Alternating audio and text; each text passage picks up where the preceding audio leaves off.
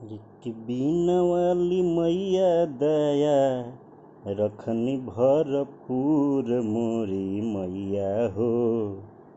अक्षरा जी के रौरा सिखा देनी सूर मोरी मैया हो।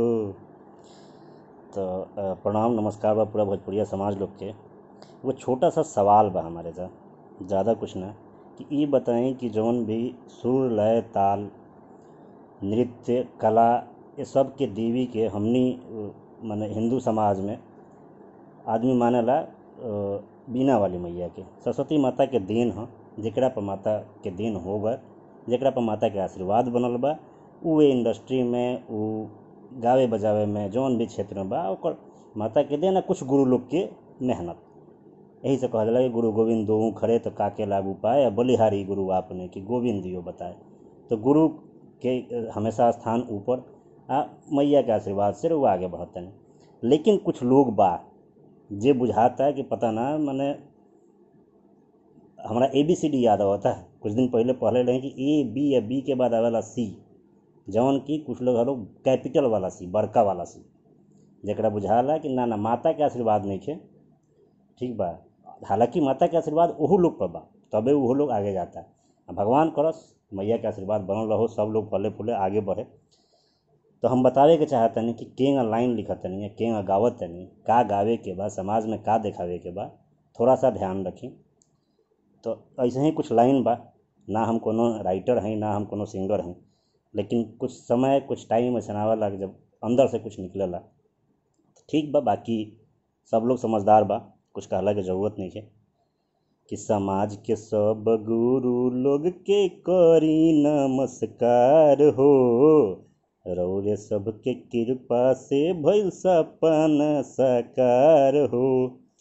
सुनी कि ओकरो भाला करी हैं मैया, ओकरो भाला करी हैं मैया, जेकरा ना बोले के सहूर मोरी मैया हो। अक्षरा जी के रौरा सिखा देनी सूर मोरी मैया हो। आवाज़ अब उठाई और बचाई समाज के, सवाल आ गइल बा देखी नारी के लाज के। नारी सम्मान खातिर हमने के देश में लोग मने अपन जान तक दे देला। महिला सर्वप्रथम, नारी पूजा सर्वप्रथम, माता के पूजा पहले, पिता के पूजा बाद में, सीता राम राधे श्याम ये सब करत हमने आगे नहीं सर आके हमने आज नारी के ही जत उठाते हैं। एगो सवाल और बार वही बताएं कि दिल्ली में निर्भया कांड में जौन रेपिस्ट रहा सो ओकरा में रुआ में का अंतर बा। यह रुआ फिजिकली रेप ना करनी, लेकिन मेंटली तो कह देनी, लड़की की इज्जत बाजार में उछाल देनी। तो मैंने कहा हम तो अफसोस रुआ मधाई बाप पावता है जिस जाके माई बाबू के सुनाई गाना आ कहीं कि हम गईले बानी माला कहीं के रुआ के पहनावल जाओ। पहला बार स्टार बनल हम तो घरे जाके मताई लड्डू खिले हुई नु, आज फिर जाके लड्डू खाई गाना सुने के देखी मैं कितना बढ़िया काम के लिए बनी। आज एगो लड़की की इज्जत उछलले बनी, आज फिर हमारे के माला पहनाई फिर लड्डू खिए। चली चाचा हमारे एगो बात कहत रहस कि नेचर आ सिग्नेचर ना बदले, तो अपन जो नेचर बा जो उड़वा लिए सामने बढ़िया बात बा, का बदलाई ये संस्कार सीख ले बनी। आपन नाम का खराब करें, बाबू नहीं माई के नाम खराब करें, और बिहार के नाम खराब करते हैं। जो बिहार से बाहर बा ओकरा कहे में शर्म आवता कि हम बिहारी हैं कि तारा बिहार में ये होला।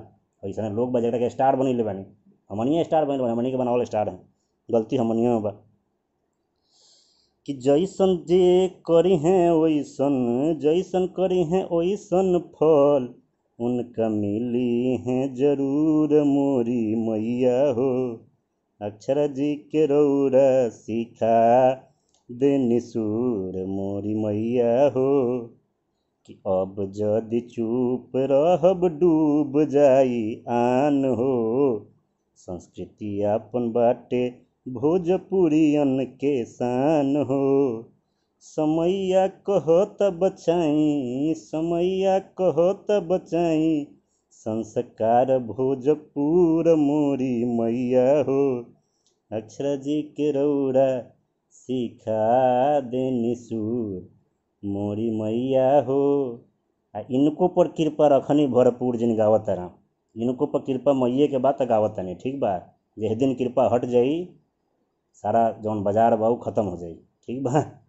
बस एके गो रउआ से अनुरोध बा मिस्टर XYZ जे बानी पता बा कि बस ई गाना के ले जाके अपना घरे माई बहन बेटी समाज जौन बन ओकरा सुनाई कालर खड़ा करके। ठीक बा, कहीं कि हम गईले बनी। धन्यवाद। बाकी समाज लोग से भी बा कि चुप हर जगह ना रह जाए। चुप बानी तो हमहू दोषी बानी। कहीं कुछ गलत होता अगर हम नहीं बोलत तो वो तो गलत बोलले बा, चुप हम बानी तो हम ज़्यादा दोषी बानी। तबे समाज खराब होता। समाज के ठीक करे खातिर आवाज़ उठावे के चाही, बोले के चाही। जे कैपेबल बा, जकरा बोलला से कुछ हो सकता। हमनी तो कुछ नहीं कि हमने के सुनता, ना कि वो सुनी ना कुछ करी। लेकिन लोग बा जकरा बोलला से कुछ होई। ये सब चीज़ खत्म हुई, बिहार थोड़ा सा स्वच्छ हुई। भिखारी ठाकुर का धरती है। भरत शर्मा के नाम माने इंडिया में जानल जाला। अब का चाहते हैं कि नीलकमल सिंह के नाम इंडिया में जानल जाए। गंदगी के सफाई करें, स्वच्छ भारत अभियान में थोड़ा सा हाथ बटाएं। हमने इतने कह सकते नहीं सर, बाकी लोगों के ऊपर बा। जय हिंद, वंदे मातरम।